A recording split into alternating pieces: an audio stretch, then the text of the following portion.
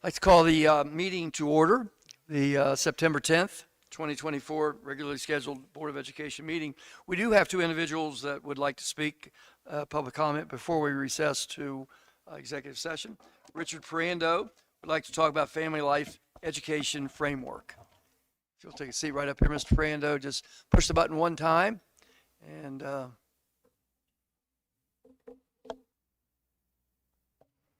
There, you have it? All right. I have a couple questions for the board in front of me. I have the understanding with the Family Life Network that with the letters that were sent out last week to the parents of the kindergarten on up through fourth grade, that this board in front of me had an option to opt out of that. Is that true?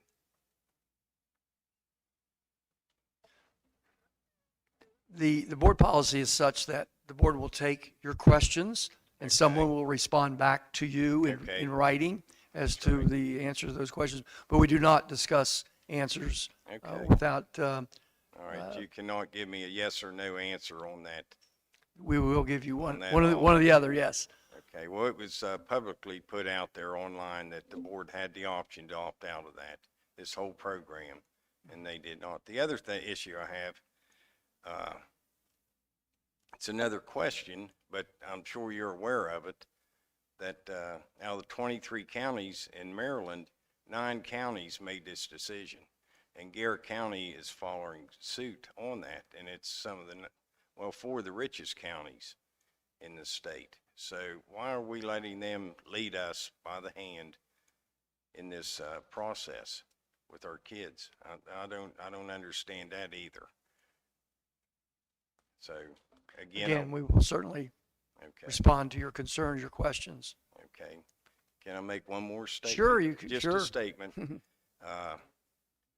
We've got 4 generations of kids in Garrett County schools, and we have never had any issues with the school system at all. We've always been proud of our schools, but this is the first time that my great grandkids, if we can, we're going to pull them out of the Garrett County school system. That's how we feel. So, and that's it. Thank you, Mr. Brando. Sharon Brando, same topic. Do you want to speak? Sure. You stole my thunder. Is it already on? Do I push? It's okay. Yes. All right. As my husband stated, the concern I have is with the letters that came home. You'll probably have to look into that. You may not. If you don't have young children in school, you wouldn't have received this letter. You wouldn't know what it says. I understand that.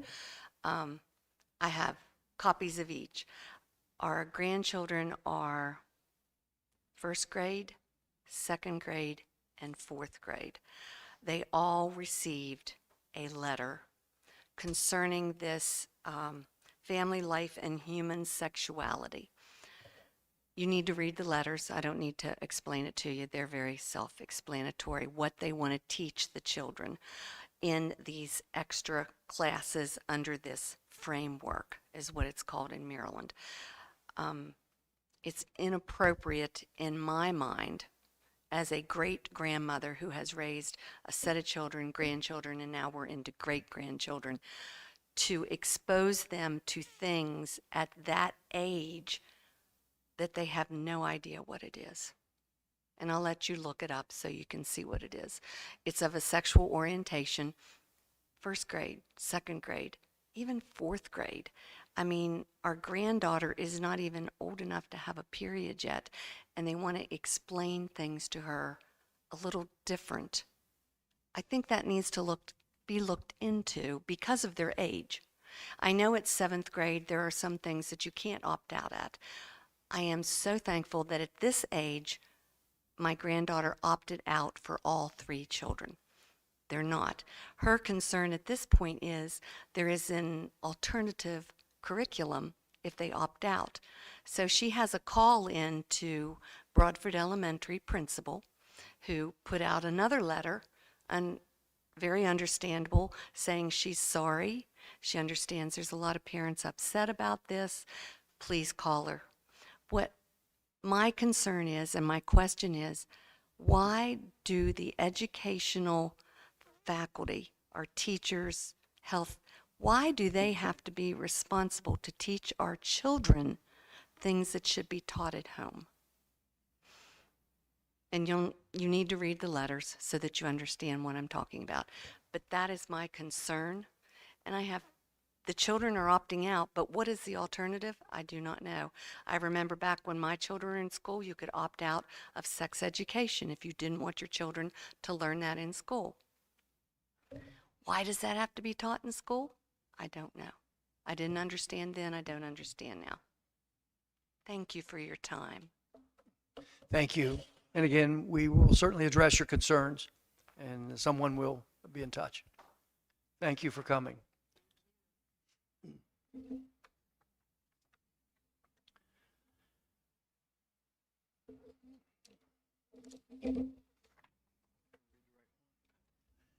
We're holding today's meeting at Northern Middle School. We have just finished with our public comment. We will be going into executive session and returning at approximately 6 p.m. this evening. Under Section 3-305B of the General Provisions Article of the Maryland Annotated Code, there are 3 reasons the board will go into closed session this evening: to discuss the appointment, employment, assignment, promotion, discipline, demotion, compensation, removal, resignation, or performance evaluation of appointees, employees, or officials over whom this public body has jurisdiction. Any other personnel matter that affects one or more specific individuals, to conduct collective bargaining negotiations, or consider matters that relate to negotiations.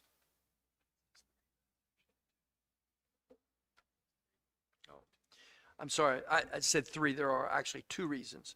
Specifically, the topics for tonight will be 3-305B1, which includes certificated staffing recommendation, 3-305B9, which includes GCBOE and GASA, Inclement Weather Advisory Work Group.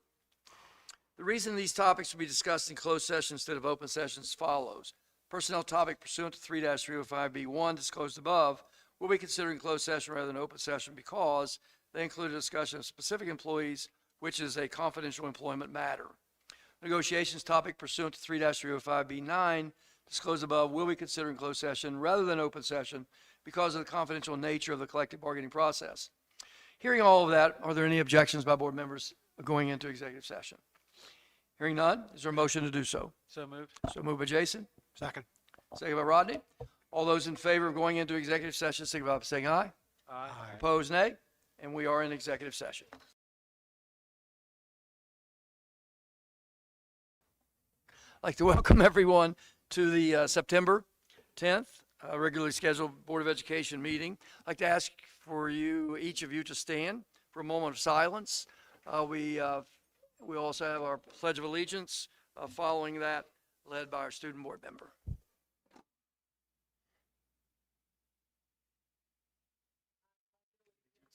To the flag of the United States of America, and to the republic for which it stands, one nation, under God, indivisible, with liberty and justice for all. Thank you. First order of business is to accept the agenda. I'll take a motion as such. So moved by Jason. Second. Second by Rodney. All those in favor of the agenda as presented, signify by saying aye. Aye. Opposed, nay. The agenda is accepted. Approval of the consent agenda, motion. So moved. So moved by Jason. Second. Second by Rodney. All those in favor of the consent agenda as presented, signify by saying aye. Aye. Opposed, nay. And it is accepted. The closed session summaries and announcements are on our website. We have kind of done away with that over the past year to speed things up a little. And so if you're interested in any of those things, I certainly ask you to go to our website to see those. Our only recognition tonight is the Student Art Worth recognition, and it was done by Abby Harrison. So Abby, if you'll come up.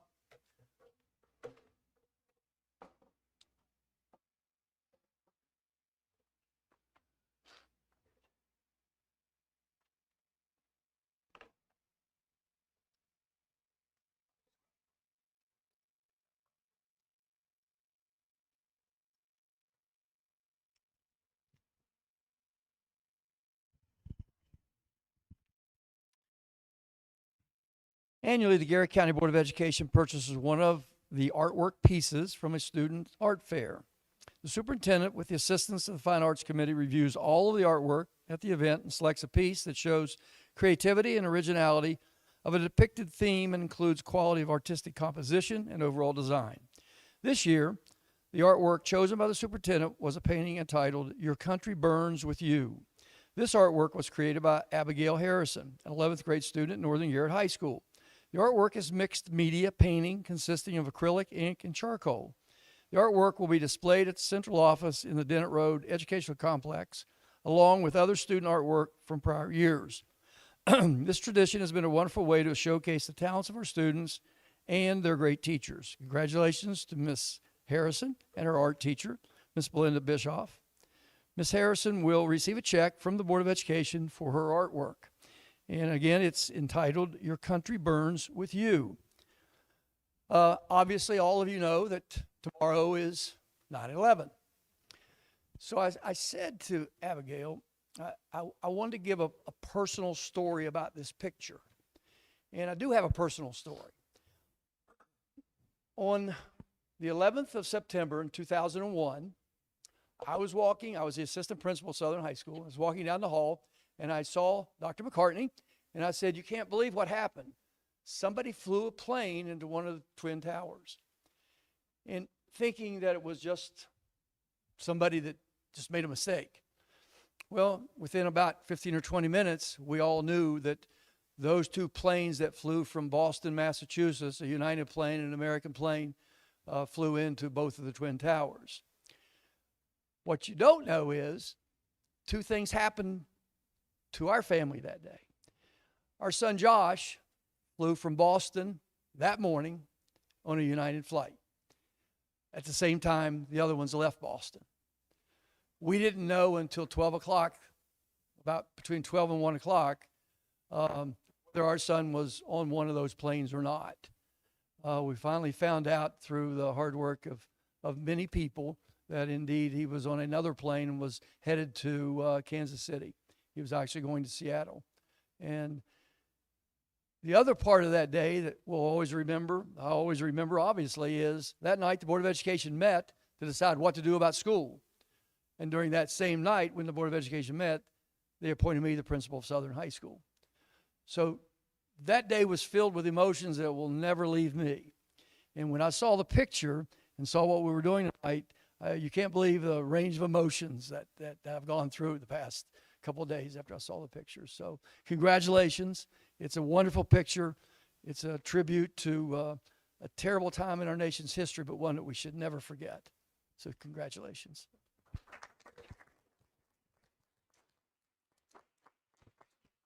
And I think there might be a check here with your name on it as well. There you go. Thank you.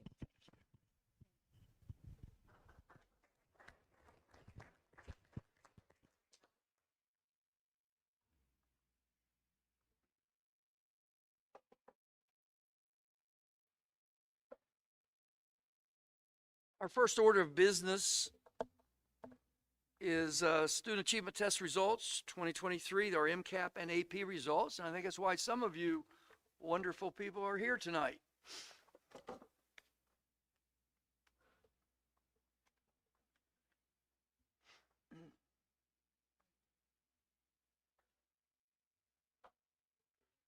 Good evening.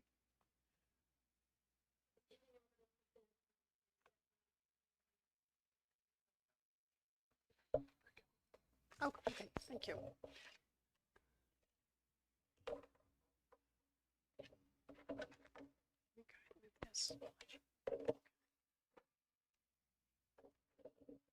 Okay, to start with, of course, we're going to just talk about what MCAP really is. It's Maryland Comprehensive Assessment Program, and it's an umbrella for all the state assessments. The ones that we're going to be discussing this evening include the English Language Arts, which I will refer to as ELA, the math. Both of those are in grades 3 through 8, and then for English, it's grade 10. For math, we also have Algebra 1, Algebra 2, and Geometry. And then also what is referred to as MISA, which is the Maryland Integrated Science Assessment, which is our science in grades 5 and 8. And then it's also given once in high school. So this first slide, we start with English Language Arts. And this one represents the results for Garrett County as compared to the other counties and Baltimore City and the state of Maryland. And Garrett County is ranked 13th, so we're right in the middle in terms of ELA proficiency for all tests. This one is for 3rd through 8 and grade 10. And Garrett County sits right at 50.1, just a smidge over 50%.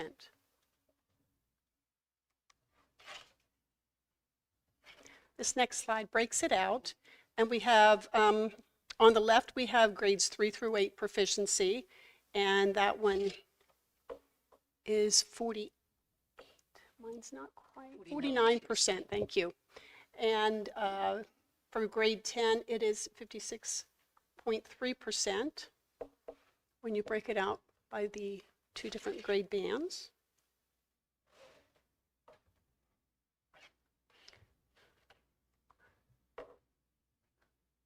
Did not want to go. There we go. Now this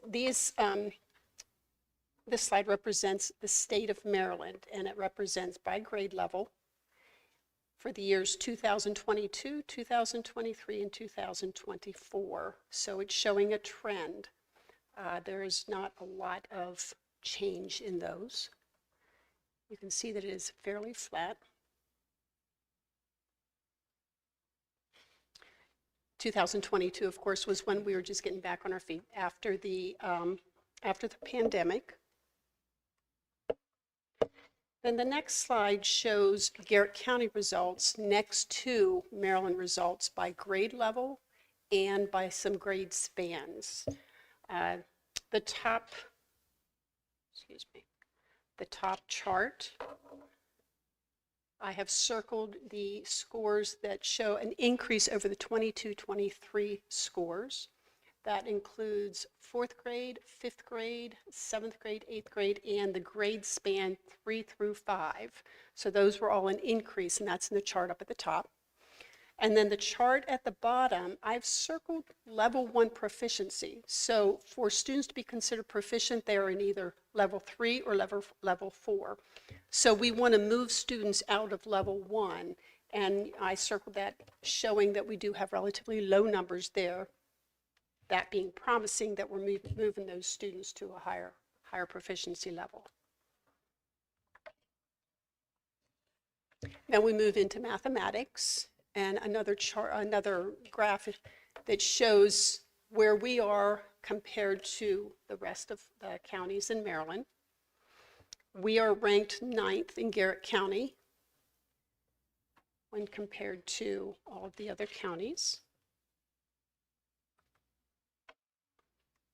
And then we break it out again, grades 3 through 8 and Algebra 1. You'll notice that Algebra 1, we are ranked 4th in the state of Maryland.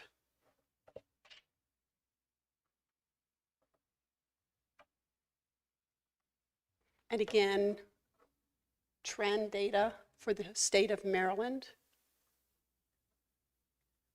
Going back to 2022, just coming out of the pandemic.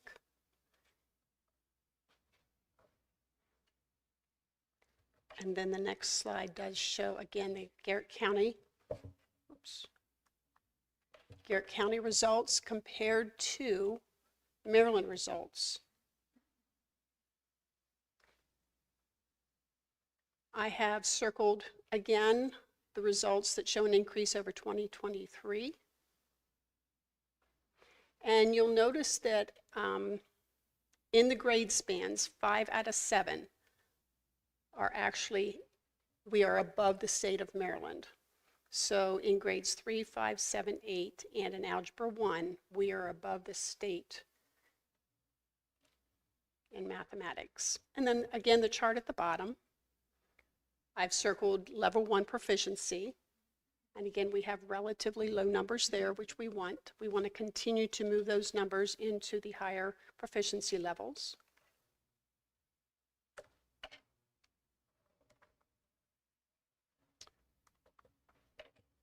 And then we move on to science. The chart on the left is 5th grade. And then, of course, on the right is 8th grade. And we're performing, Garrett County is performing 10th and 11th compared to the other counties in the state.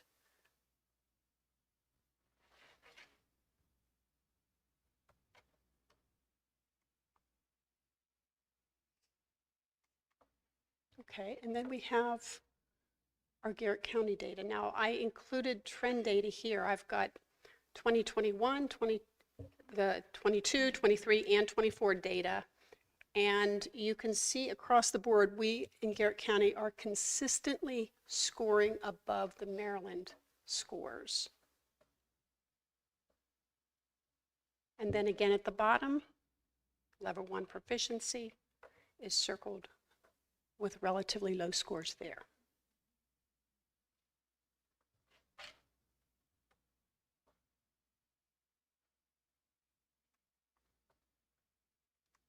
There we go.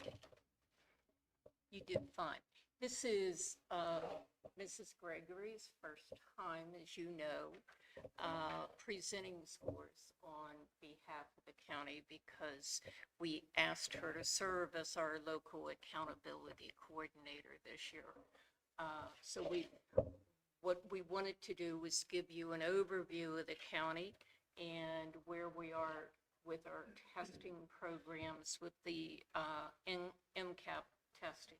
Dr. Miller is not here tonight, so I'm sort of hitting on this slide a little bit, but we've discussed the scores a good bit.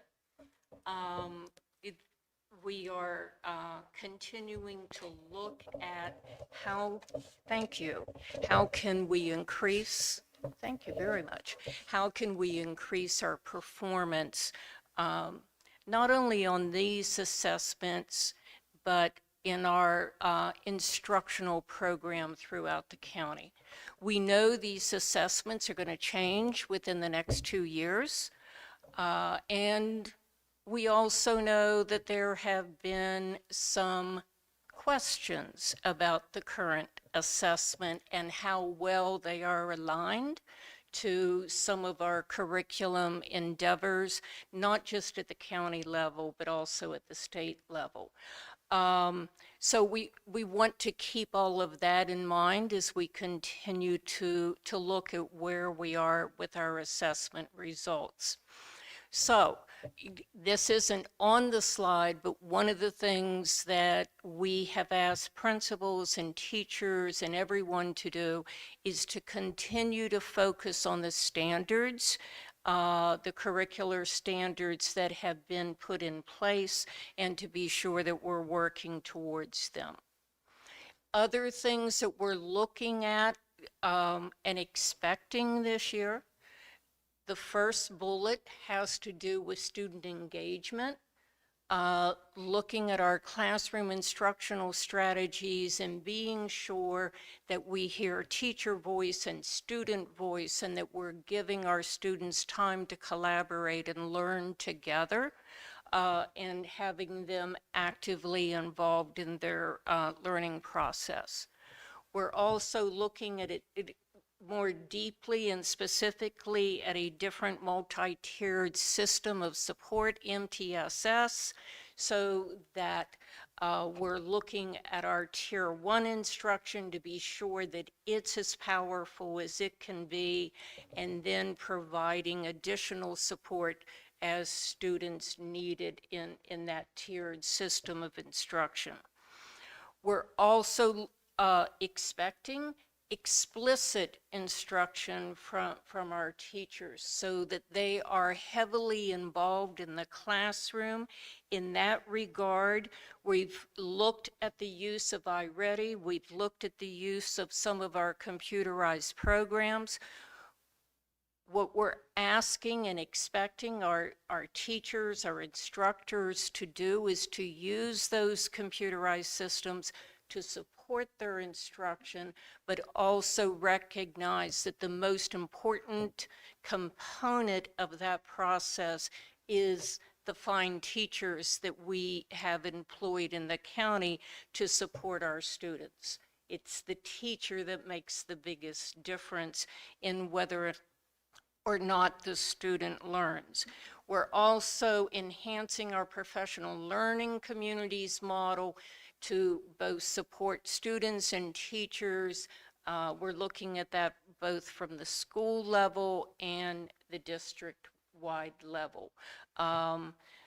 When schools are developing their school improvement plans, the expectation is that we're looking for a target of a 5% increase over this year's results, both at the county level and at the school level.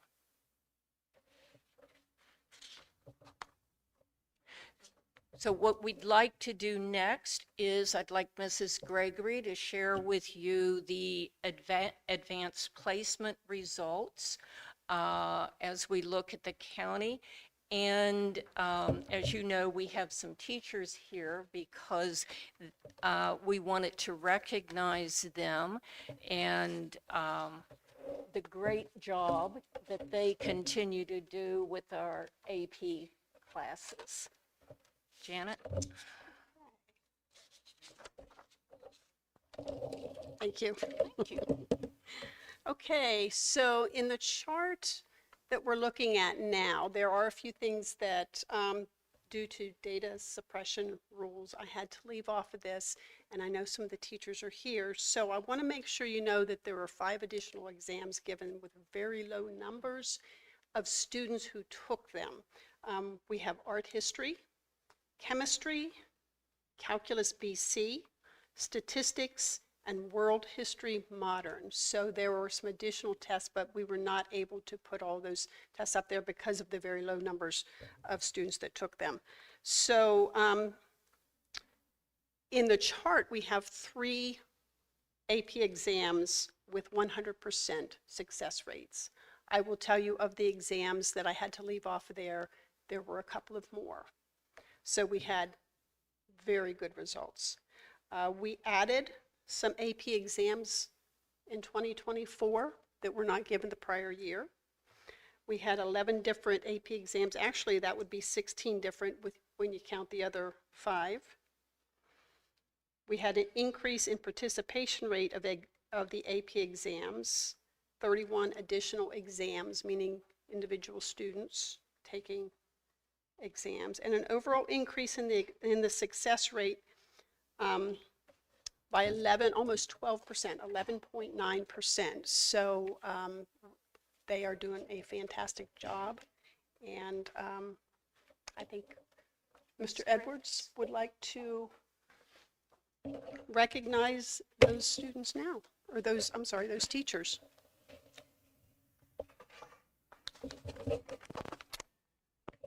Yeah, and if I can just add to that, we had a remarkable year in AP last year. Actually, it was the best year that we've had since I've been in this position. When you look at the pass rate, when you consider a 3 or higher being the pass rate, at one of the highest, if not the highest rate that we've ever had, and we administered 53 more exams than we did the previous year. We're having more students take the exams. We're having more students do well on the exams, and I think that's directly attributable to the work of these individuals that I'm going to call up here in just a second. I think it's important to note for these teachers that are in the room, teaching AP is a commitment. They do have to do some things that other teachers don't have to. They have to do summer trainings. They have to have their syllabus and everything approved by the college board. They have to make sure that they keep up on the changes to what's happening at AP Central with the testing. All of these teachers that are here tonight and all of them that teach for us do all of that. I do also think it's worth mentioning, and we mentioned at a previous board meeting, that our computer science teachers I know Lori, Mrs. Walker's here tonight, Mrs. Kreischer at Southern have both been recognized by AP Central and the College Board for developing diversity in computer science. Computer science, a very male-dominated field nationwide. Both of our schools repeatedly now have been recognized for being able to develop female diversity within the computer science program. So I think all of that is very noteworthy, and for a small system, we offer percentage-wise probably as much or more AP courses than any other system in the state per capita. So with that, I know not all of these teachers are here, but because of the job that they were able to do this year, I want to recognize them all. And so when I call your name, please come forward. And I'm going to call everybody, even if they're not here or not. So starting with Northern High School, Mr. Ron Opal, who taught AP U.S. Government and Politics, Mr. Tim Yoder with AP Psychology, Miss Amanda Love, AP Pre-Calculus, Mrs. Carrie Glass, AP Environmental Science, Mrs. Lori Walker with AP Computer Science and AP Computer Science Principles, Ms. Jen Terrio, AP English Language and Composition, Mrs. Shannon Benninger with AP Chemistry, Mr. Greg Hostetler with AP Calculus, and Mrs. Emily Mills with AP Biology. At Southern High School, we have Ms. Heather Savage with AP Psychology and AP U.S. History, Ms. Sarah Schaefer with AP Government, Mr. Larry Krupa with AP Calculus, AP Pre-Calculus, and AP Statistics, Mr. Jamie Beeman with AP Environmental Science, Mr. Dan Graham with AP Literature, Dr. Bill Ringer with AP Language and Composition, Ms. Lindsay Kreischer with AP Computer Science and AP Computer Science Principles, Ms. Erin Kaufman with AP Biology, and Mrs. Melissa Powell with AP Art. Great job.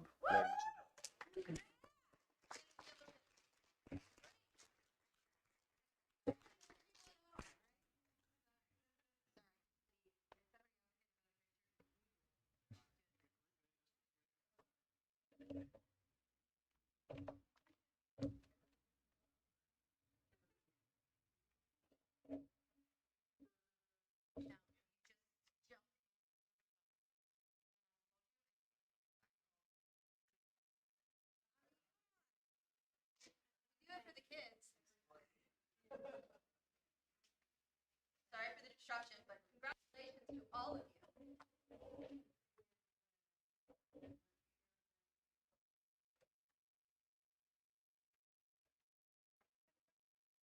This is the guy who did this in AP history when I was so high school. This is not easy. It's really, really hard.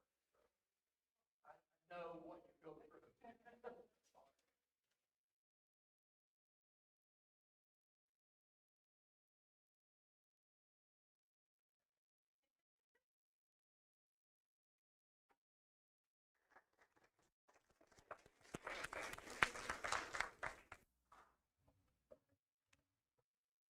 Sorry, Mr. Woods, I do have a few questions about the data.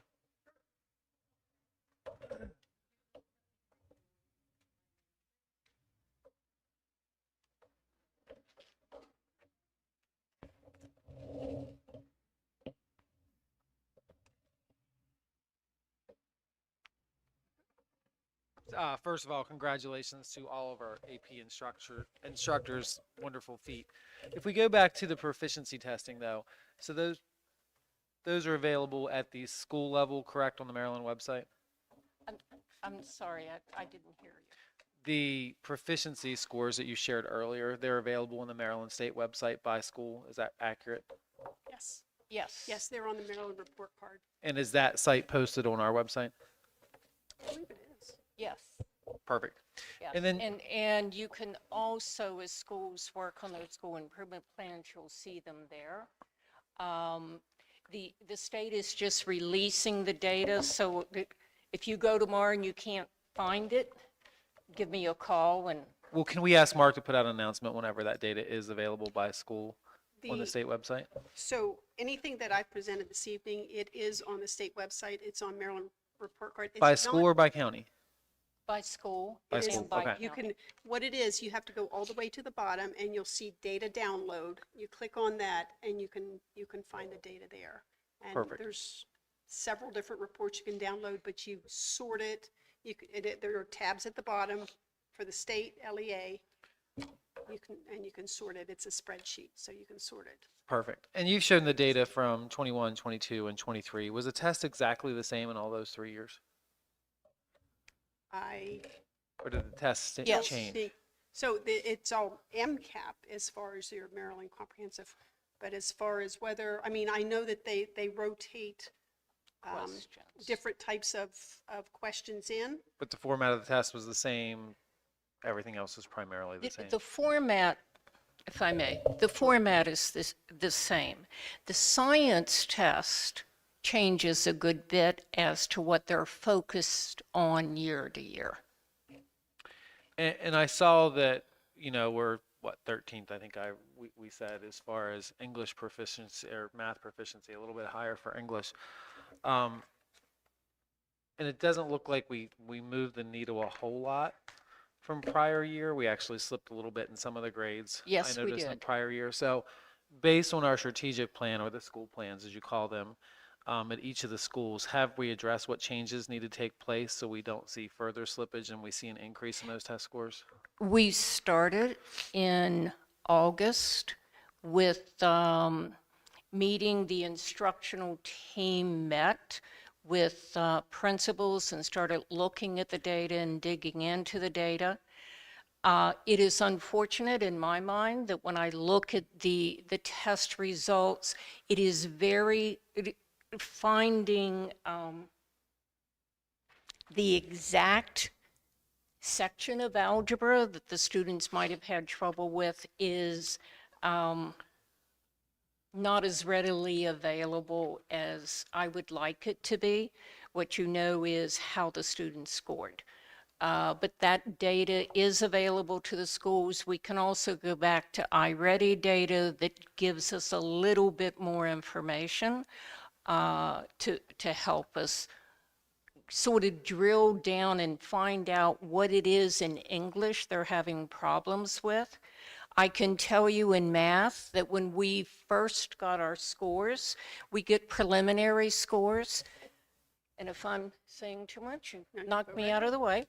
We get preliminary scores. When we looked at those preliminary scores, when we looked at iReady data last year, we expected better results in math than this test shows us. So when we looked at the preliminary MCAP scores, we were very enthusiastically pleased with those. But then there's a writing component that comes to us later, and that's the component that especially our younger students didn't do quite as well on. And when we look at that, and that isn't just in Garrett County, I've talked to my state colleagues, part of that is the way the students, we believe, have to enter the information into the computer. So that's been a stumbling block for us. So part of it could be test taking skills on this particular test, and not necessarily that our students can't respond to the question. And do we think, God, let's hope so, the state spent a lot of money. I'll just put it that way.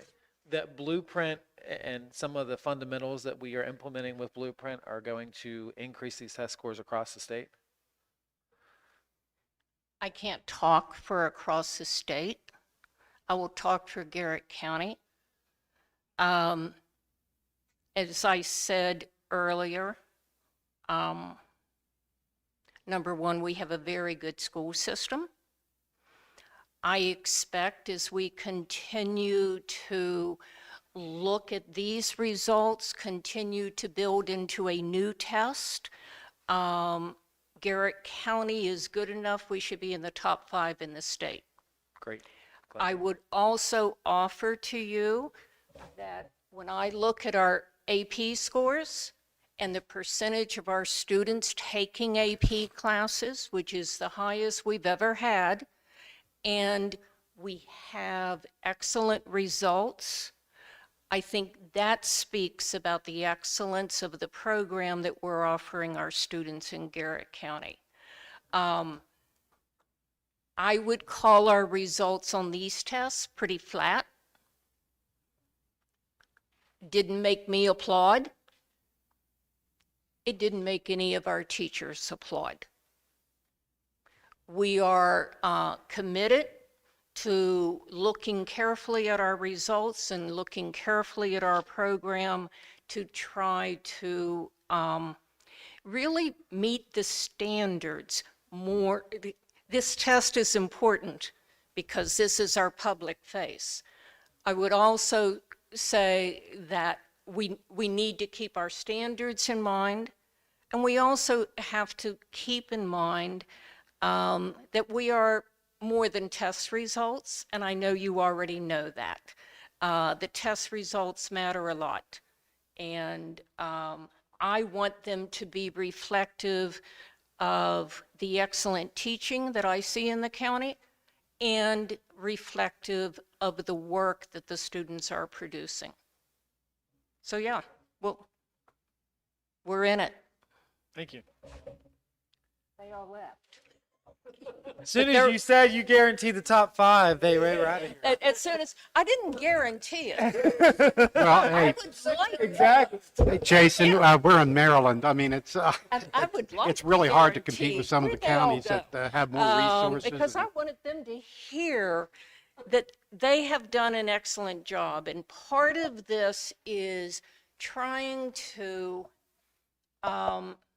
support our fine instructors, support our fine students, and push us forward at the same time. And that's what we're about. So hopefully next year, I'll be able to sit here and say, we've made better gains. That's our job. We plan to do it. A quick question. Are there any other school systems in the United States that use the same testing, MCAT, that we could Use compare the ourselves same with? exact tests that we do? Not that I'm aware of, Mr. Glockfeldy. They are state by state, and by federal law, you have to have a testing program that is approved at the federal level. Our new state superintendent, Dr. Wright, is very committed to looking at our testing program, making sure that the next testing program that is rolled out is reviewed by psychometricians who are people who are specialized in testing and being sure that they're aligned to standards. We are hopeful. We have asked for formative assessments that are aligned to the final assessment, so we may then at some point be replacing iReady. iReady is what most counties use now as their formative, but it wasn't developed by the same people that developed the final test. So if we had a formative that we could use during the year that was developed by the same people, I'd have a little bit more confidence that it was truly well and better aligned. So, I think the fact that everybody takes the same AP test across the nation speaks volumes about our AP Oh, scores. definitely. yeah, yes, thank you. I was interested in when you look at the grade school scores in mathematics and you look at algebra, and it seems like we're doing a little bit better in the algebra part of it than the grade school, but I'm not sure how those two are related. But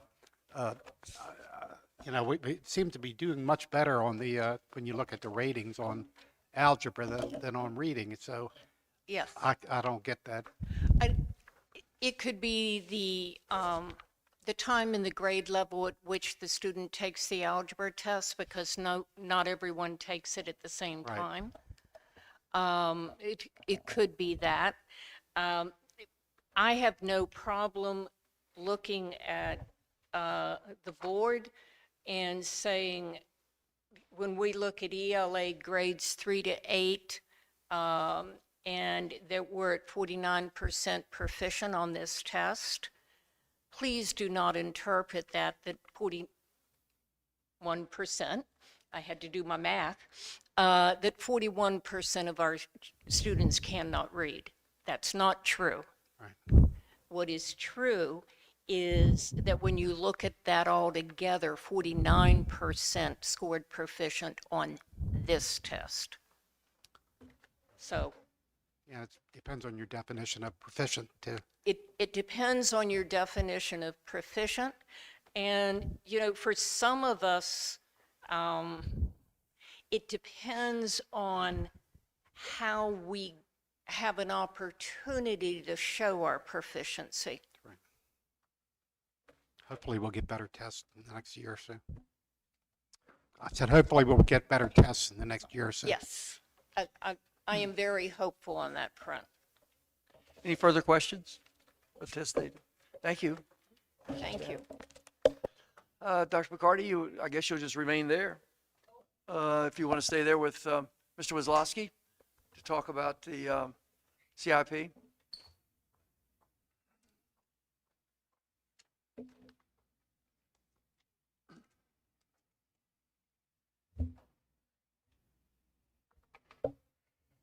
Okay, good evening.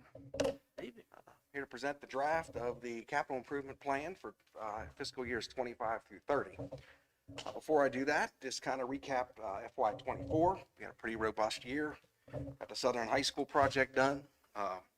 Everything at Broadford to support the 6th grade. And if you had a chance to go by Southern Middle these days, we have a lot of work going on as part of that project. So FY25, we'll continue the project at Broadford. We're in the process of designing the roofs, the partial roof replacements at the high school, along with the wastewater treatment plant here on the campus. We're looking to start some potential limited renovations in this school and at Northern High as part of a grade band conversation as we move forward for the north. Some Yoklade improvements, and then the 2 playgrounds are kind of new. Just to give you some background, we've been using a lot of program open space to do playgrounds. That funding got cut way back by the county. So in looking for some funding, I've been working with Sierra at the planning, and she come up with these 2 grant opportunities for us to continue to upgrade our playgrounds. We give up a little bit. They do a little bit more with the design because they want them to kind of meet the community or kind of fit more of the community, not just throwing up some plastic things. So we give up a little bit of that as part of this process, but we gain, obviously, the new playgrounds. So those are added to the CIP. As we roll forward, again, these things are fluid, so there's some decisions that have to be made as we go through. But the one thing, and I think I updated the board on just to announce, is that we were granted a considerable amount of money to do a decarbonization project at Route 40. That's going to include some solar in the rear of the building, and then to go ahead and totally electrify the building, removing any of the carbon burning components. And we added a roof to that because it makes sense when you're doing these kind of things with roof penetrations, just to go ahead and put in for Healthy Schools to replace the roof. And then a lot of these things that you see with, we kind of put Yoklades together. That's the summer when the special needs students will move out of Yoklades over to the new building. As you know, that's now a community school, so we need to do a little bit of restoration in there, or just minor renovations to kind of support that program in the empty spaces. So we want to kind of capture some of the work there at Yoklades. And then as we roll down through the CIP, accidents still there in terms of a roof that need and the parking lot and those things been on there. But we have some decisions as we go forward working with the IAC. They promise they're going to have a date for me to be here this month soon. I've been waiting for that. But the Friendsville Krellin discussion, we just have to have a more robust discussion with them on which one we pursue, or in what order we pursue or prioritize, however that conversation goes. So that's kind of just a rough That's the draft of the CIP. I'll have some more final numbers on there for you when we get to the final version. But that's right now where we are for fiscal years 25 through 30. So I'm going to follow up on that a little bit, and I'm going to be out of order some, You're Be- fine, you're fine. because sitting to my right is someone who is of great benefit to Garrett County. I know I'm going to embarrass him. I'm not going to go far, but we know his time with us is not going to be long, and I could not go forward tonight without acknowledging all of his work and my appreciation on behalf of many for what he does for us. And now that I've thoroughly embarrassed him, because he hates things like that, I know. As we looked at the CIP and as we looked at a myriad of reports that have been done in Garrett County over the last few years, one of the things that has become evident to me for many reasons is that we need to look very deeply at some of our organization here at the northern end of the county. So as a proposal, or it's not really a proposal, because I am going to go forward with putting a committee together to look at grade band realignment and the relocation of accident school. What we will be looking at through the committee is to move our 8th graders from Northern Middle to Northern High School, making it easier for those students to participate in some of the high school courses. We're moving students back and forth now. We could continue to do that, but it just is logical to look at moving our 8th grade to the high school. We can do that without doing any major renovations, although there are some things that we would like to accomplish at the high school as we make that move. In addition to moving 8th grade, as we shared with the board last year, we're looking forward to adding a culinary arts program to the high school. Doing that frees up some space here at Northern Middle School. And what we'd like to do here at Northern Middle School is to maintain our 6th and 7th grade for all of the northern area schools as we have now, but relocate accident school to the building. When we do that, we would also look at adding our STARS classroom to the building and sort of upgrading our space a little bit for our ALO students. We think we need more space for them. And as our demographics have changed, we're also looking at the possibility, we have a grant that we're writing right now I signed it just the other day, to create a Judy Center for the accident school. So that would give us more room to be able to do that. In the proposal, we would desire to move 8th grade to the high school next year, and then to look at moving relocating accident to this building when we're able to relocate all of the administrative offices from this building back to Dennett Road.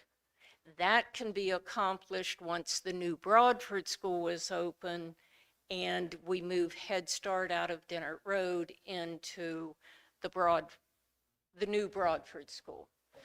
So in that regard, I will be meeting with principals tomorrow or later this week, relatively soon, to form committees with teachers, parents, PTO representatives, to begin really delving into this. We have a lot of information put together, but to get their take on how we can implement this strategy. Our plan would be to come back to the board in March, if not sooner, but I would expect it to be in March, after some committee meetings and some community meetings to look at this proposal and to bring it back to the board, hopefully for a final recommendation, probably to the board in January, then have some community meetings after that, and request a vote of the board on the recommendation in March. Questions? Yeah, when do the 8th graders actually start their scheduling? I'm sorry. When do 8th graders start their scheduling? In the spring, So around the March timeframe? yes. So we would need to probably have a decision prior to them starting to schedule, because their options will vary based on whether they're at the middle school or the high school, correct? I'm having a hard time in here. So if the I 8th grade apologize. schedule in the spring, you're probably going to want a decision prior to that, because their decision on what their schedule is will depend on what school they're at. If I could move that date up, I would. So can you push scheduling back? Pardon? Then can you push scheduling back? We will do what we can to accommodate that. Yeah, just trying to eliminate Yes. confusion as far as, Yes. I think my 8th grader is going to be at one school, you move them to another school when the scheduling opportunities change. Yes. That's a good point. And many of us have looked at this, and that's the first time that one, thank you.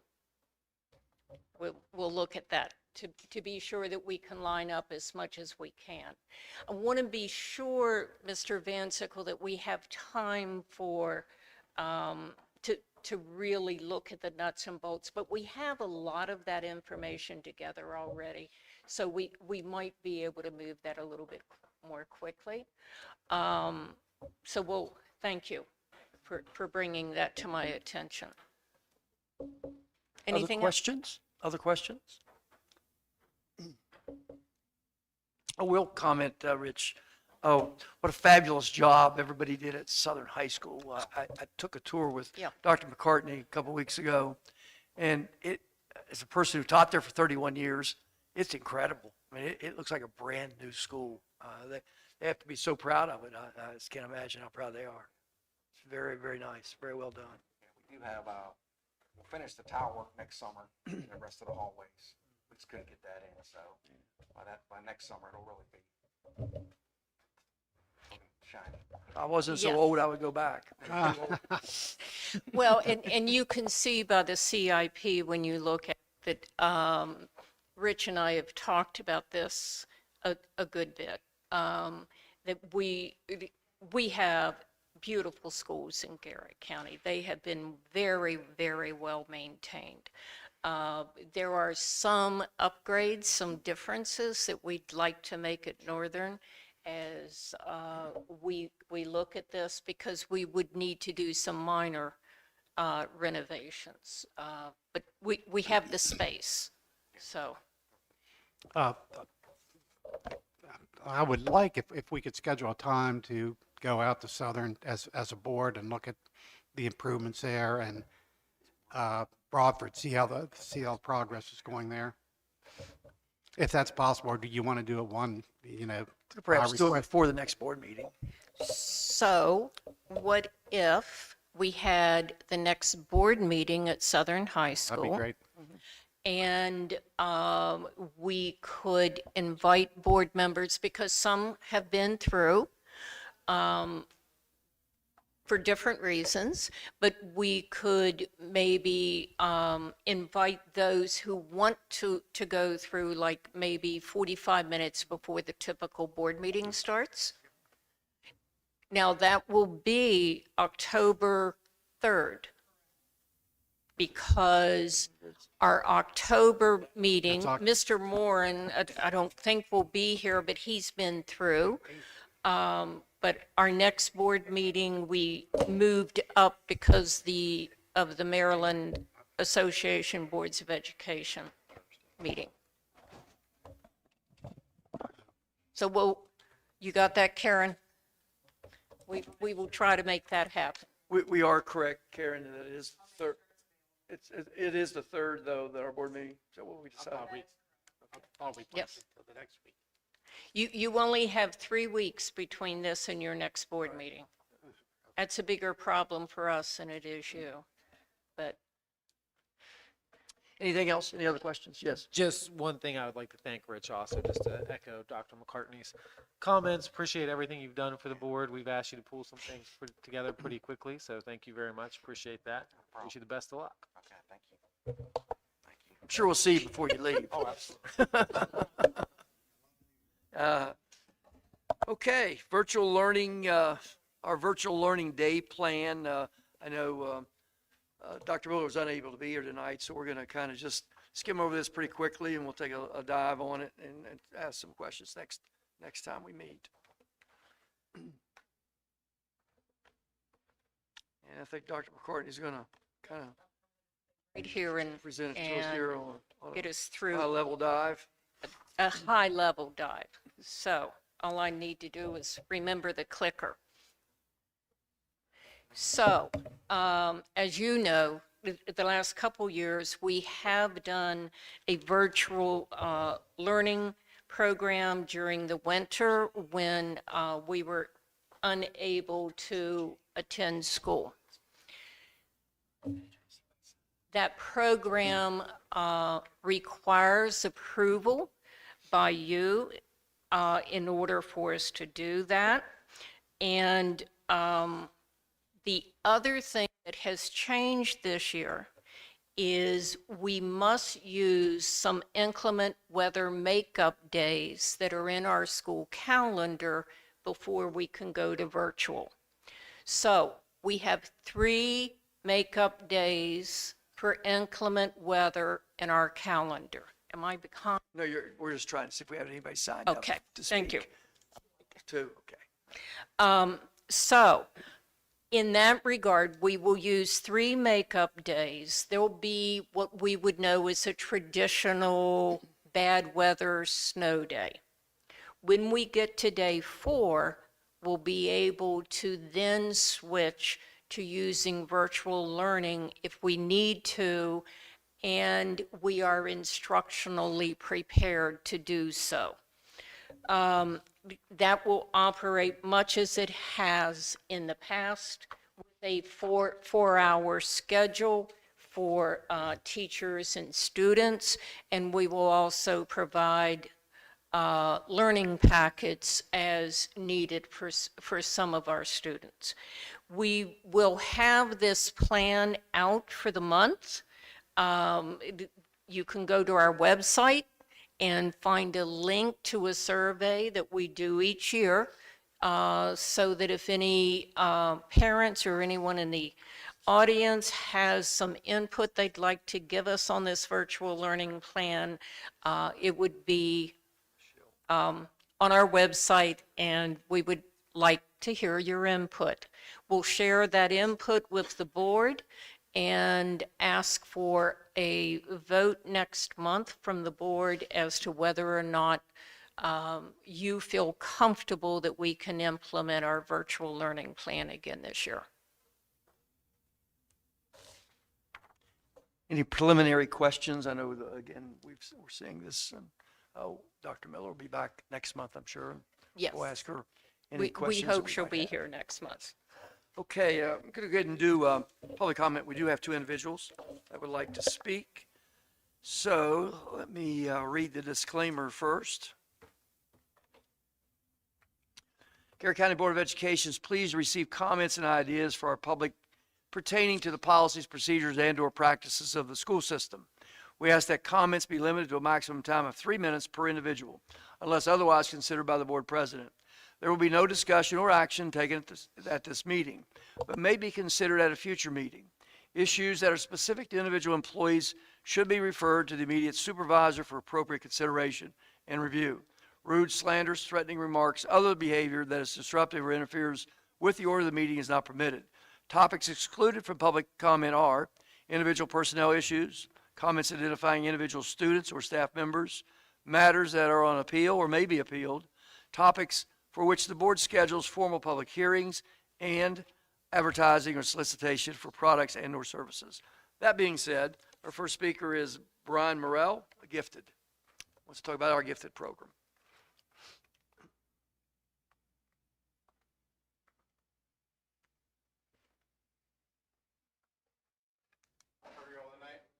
Good.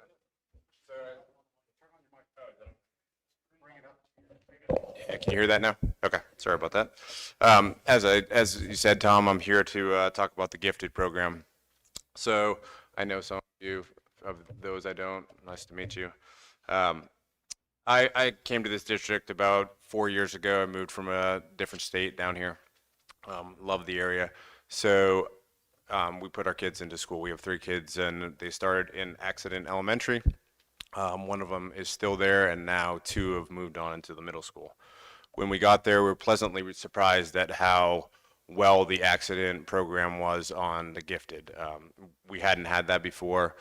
2 of our daughters were put into that program, and they did a really good job at actually taking the student out of the classroom, differentiating their education, and actually giving them something and time with their peers who are gifted, which is, if you do some research on this, one of the most important aspects of the gifted education, them spending time with other gifted students. From there, I moved on, my students moved on to the middle school, and when that first started, nothing really happened with the gifted program, and so I started to ask some questions on why and what had changed from the elementary school. And so I started to go down that path for a while, and what I'm here to do tonight is to challenge all of you to go down that same path and see the difference between our schools. I started to talk to parents around the district. I started to talk to teachers. I talked to Dr. McCarthy, as well as Mrs. Moss, about the program and what is happening across the district. And I think as you go there, I'm going to have some questions that I think you should ask. But the first thing is, if you take the time to go and look at what the COMAR requires, it asks each student that is identified for gifted to be provided different services beyond those normally provided by the regular school program from an annually reviewed Maryland State Department. So as you go through this, I'd like you to ask some of these questions if you choose to talk to different teachers and go to the different schools within the district. How vastly different has it been, has the gifted program been deployed across the district? Are there basic requirements being met in all of the schools? Does this document that we're putting forward on the last board meet those standards by the schools? And does it have standards for the schools to adhere to beyond those of just how we identify students? If pause periods are being used for gifted, how frequently are those periods interrupted for activities other than gifted program? Why do transferable credits in Maryland and college credits in Maryland not count the same as a GPA for an AP class if they're both there? Does socializing honors class allow teachers to meet the different services beyond those? Do projects fall in line, like science fair, history project, that are for all? Are they actually beyond the normal? And how do our peers review us? In November of last year, a peer review was done, and have you guys reviewed that? I'm not here to ask for this to change overnight. I think this is a long process that we're going to need to change. And I'm here to help, as well as many other parents in the district who are interested in our students getting a better education in the gifted program and how this can excel as well as help the county. So thank you for the time. Brian, as a Mountaineer, a West Virginia Mountaineer guy, I'm going to let a Penn State guy finish. So I can't believe I did that, but I did. So, but certainly thank you for your comments, and we'll certainly Yes, take thank you. those to heart. Thank you. Michelle, is it Burnett? Okay, Michelle, CDC, 3K and 4K.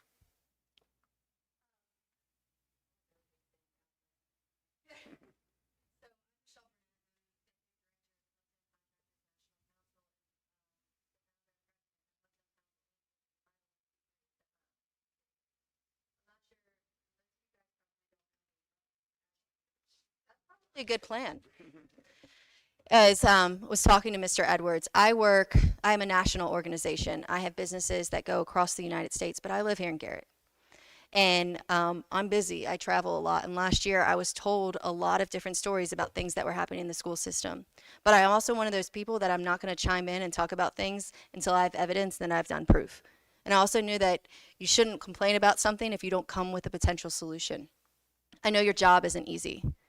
And to answer his question, what's happening with AP courses is what's happening across the United States. We're continually reducing budgets for schools. We are taking money away from things in order to offset, and they're over-regulating things to the point where a lot of our money is just on administrative fees in order to be in compliance with these regulations that don't take reality into consideration. The thing is that we are not all created equal, and we're not all given the same shot. But by us standardizing our education system to the point that we are crippling what makes these kids unique. The thing is that I'm somebody that struggled with ADHD, and my daughter is now struggling with it, and I can't figure out where to even get her help because we have to reappropriate resources. I work with the federal government, which has the most redundant information. There is so many layers, and I was like, do you guys just make this so confusing so people don't use it? And honestly, we all know the answer is yeah. But it only benefits the ones that actually can understand how to flip the system. Now, I know the intentions with the early education, the 3K and 4K, was good. We had a serious child care issue here. But we have a child care issue for after dark, for emergency management, and we need to have those daycares open because schools can't always be open. You guys can't be everything. We as parents, and I'm to blame too. My kid knows the ABCs because of the teachers. I donated an entire playground to my child care facility because if I can't be there to do it, then you should be support. The problem is us as parents, we have forgotten that we are part of the process as well. If your kid is not getting the adequate education, okay, we need to work as a collective, as parents, to figure out the problem because the government can't always be the solution. In the proposal, you don't know me yet, but you're going to have a very spicy email in your mailbox, but it's Paul, but it's coming from a place of saying, listen, we cannot continue down this trajectory because I do know what Maryland has in plan. I do work with the state government. I'm very close with the head of procurement. And I have a very unique opportunity that if the proposal that is in your inbox that you guys buy in on, I can get Garrett County potentially recognized as a center of excellence for the U.S. Department of Treasury. I can get Garrett County on the map from a statutory component as a pilot program in order to change the paradigm. I can get exposure from Department of Education on the federal level for what you're doing. I wrote an entire proposal for a community development corporation in which would allow members of the community to have more buy-in because I can tell you, and especially from this room, it's not that people don't have concerns, it's that they feel like their concerns are not being heard and they're nervous and they're scared. Because when people feel like there is backlash, I know you guys are working hard with these programs, but just because something looks good and we're trying to fill a thing, but sometimes, you know, it doesn't counteract. We have child care institutions that are closing their doors. Akuris Kids, early learning. I didn't put my kid into the 3K. I'm paying the extra money in order to do it because we need to keep these programs around. And if you guys standardize and you do what they're saying and you submit all these reports saying everything's hunky-dory, they're going to do it everywhere across the state. And you know what the next step will be is that we're going to cost savings. We haven't even felt the full effect of what COVID's going to do to our economy. We're going down a trajectory that we can't come back from. And as you can tell, I know I don't follow rules. But I'm hoping that you guys realize is that I am on a timetable. The 50-state initiative that I want to tie this with the Center of Excellence is not funded. And we all know what happens when administration changes happen. If somebody doesn't like something or it's too much work, they kill it. It doesn't matter if it's a good idea. This is my chance and my one and only chance to be able to use my national coverage to get Garrett County on the map and to be able to get us the resources. The Community Development Corporation would be meant in order to offset, bring back the AmeriCorps loads, get that money back into the community, get it to the school systems, the PTOs. You guys should not always have to struggle. There's a lot of programs that are just really hard to navigate. But if we work together, I think we can do it. Cool deal? Thank you, Michelle. So you guys don't have to do anything other than like, okay, tell me what's next. So I'm not trying to do more work either. All the kids have to do the work. Just let you know. That gives me a bonus point. The proposal is the kids have to do the work. Okay, thank you, Michelle. Budget transfer request. This is an action item for tonight. And Dr. McCarty, are you presenting that? No, Mrs. Miller. I was sitting there looking at you going, no, glorious. That's And okay. then I did it again. There you go. I don't know how many times I sincerely apologize. Maybe I should just change my name. How would that be? Just do a name Put change. a big tag. There you go. Yeah. Big name tag. Thank you for Well, understanding. good evening. I'm here to request the, I guess, formal approval of the budget transfer that we made. Appreciate the conditional approval that you gave us. We were able to book that entry and close the books for fiscal year 25. So it's now in the auditor's hands. So far, everything seems to be going well with that. So we'll see at the end of the month. Superintendent McCarty, do you have a recommendation? Yes, my recommendation is to approve the budget transfer request as presented by Ms. Smith. Superintendent's requesting that we have a budget transfer of $395,000. Is there a motion as such? So moved. So moved by Jason, Second. seconded by Sadie. Discussion. Questions? Hearing none. Superintendent has made a recommendation, and there has been a motion and a second on the floor to transfer $395,000. All those in favor signify by saying aye. Aye. Opposed, nay. And it is transferred. Great. Thank you so much. Thank you.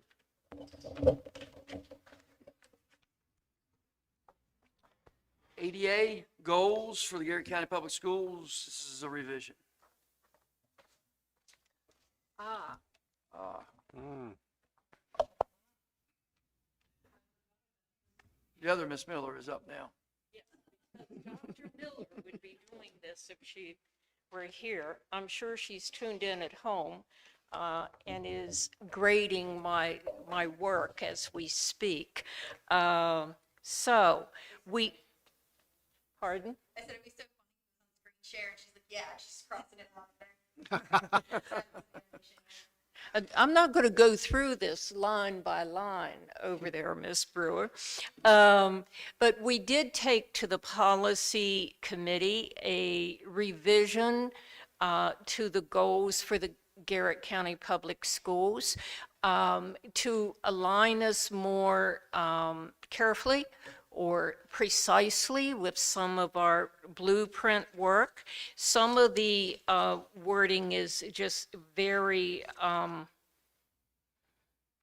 more editorial than it is impactful. So I will take you tonight, please, to the page with priorities. As we looked at the goals, now that I said go to priorities, don't go back. As we looked at the goals, one of the things that we wanted to be sure to include, we used to talk about partnerships with our community.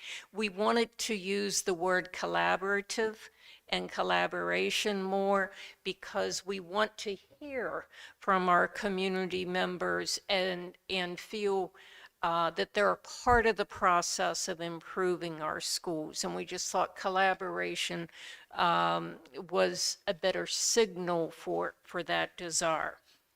On priorities, these are very much in line with what we're doing through the blueprint. That is looking at high-quality staffing. And of course, the system has done that for a number of years. We have switched over the years. I've seen this change coming back to the system, that we do a lot more job-embedded professional development rather than beyond the day and in the summer. We added some wording to this where we would be working with our community partners and our families, again, in that collaborative.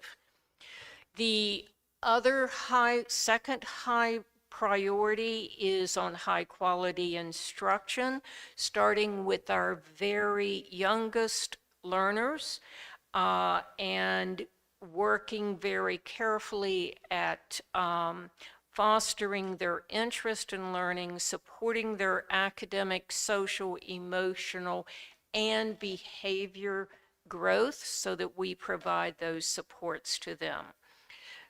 On the third, we talked about partnerships with our parents and our families and our greater community, because our schools, they are very much for our students, but our schools really do a great deal to support our community, and our community supports our schools. So we wanted to include them more clearly in our goals. And again, we talked about collaboration. So we're bringing this went to the policy committee, and we had a couple revisions after that committee, and we'll bring it back next month to hopefully have approval for some of these changes. They appear minor, but those words matter to us as we're looking at different components of the system. I'll do my best to try to answer questions if Any anyone questions on the has first any. read? Okay. I appreciate the time. Okay, ECA, School Safety and Security Policy and Procedure. This is new. This is completely new, as a matter of fact. A new policy for us.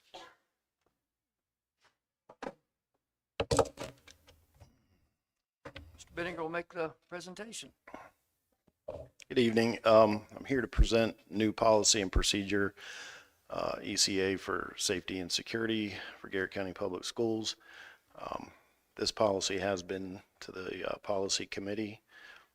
In general, it puts in writing many of the things that we're currently doing in the school system, but it puts it in writing, and this will provide guidance to staff and administrators, especially new staff, on our safety and security expectations. Any questions about the policy? First read the policy. Okay, great. Let's go ahead. Want to talk about the procedure?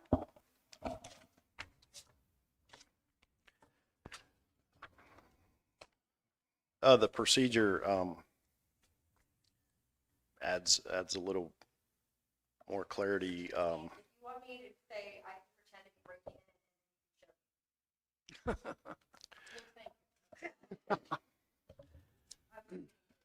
in? Again, just provides procedures for many of the things that we're currently doing, including badge and key maintenance, building access, perimeter surveillance, visitors, and our photo ID badges, and just outlines how we handle many of those situations. It is new, and I did attend the policy committee with this, and Mr. Benninger's done an incredible job getting all this stuff together, thinking about a million different possibilities that can happen. You know, have you talked? I know I talked to Superintendent when we did our agenda meeting.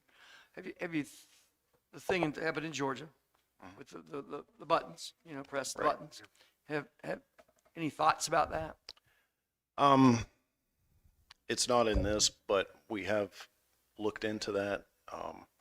One of the main goals over the next year with some grant money is updating our cameras and building access system to where it'll integrate into one system. And we do think that those types of cards will work, but there's a lot more that goes into it than just a simple, this policy would have to be probably updated again to cover that.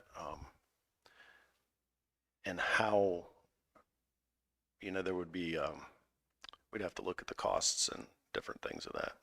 But we have looked into it because it did seem to be a valuable tool in that particular case. Grabbing all the news attention, that's for Yeah. sure. So, Questions about any of the procedures? No, if we have questions before we do final vote, is it all right to submit those via email in between meetings? Thank you. Yeah, we'll try to, we'll email you any okay. questions we might have. Okay. All right. Thank you. All right, Cadence, you want to bring us up to date on what's happening in our school system? Yes, thank you. I have a lot of good news to share as far as how things are going at both Southern and Northern high schools. So I've been polling several students on what they think of the new schedule, and I've heard nothing but good things. They like the 5-period day. It helps AP students even like it, which I was more hesitant on since it was less time. But they believe that having it for the full year would be even more beneficial. And as far as the 7th and 8th grade coming up to the high school, it has not been a problem. I don't think anyone has really complained about it. It's been great.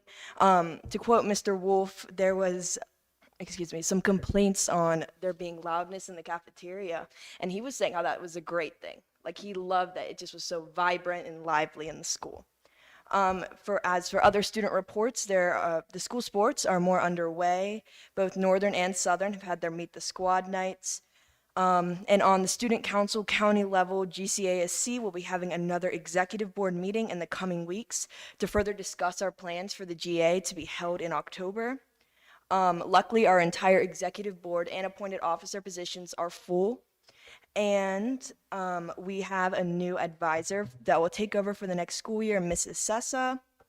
And then as far as on my initiatives and agenda, I, along with Ms. Lillard, Dr. McCartney, and Dr. Wilderson, attended the Women's Equality Day event, and I gave closing remarks on the importance of Title IX in our society today, and I thought that that was a great event for us to be at. And then I'm just going to, in the coming weeks, the next 3 weeks, continue to gather input on the changes that happen this school year and how students feel about them. That's all I got. Thank you. Any questions or comments for Cadence? Anyone? I know Dr. McCartney has some comments. Yes, I would like to comment. Thank you for that very positive report. And thank you for speaking and giving your closing remarks at the meeting at the CTTC. You represented yourself and your school system extremely well. Great job. Thank you.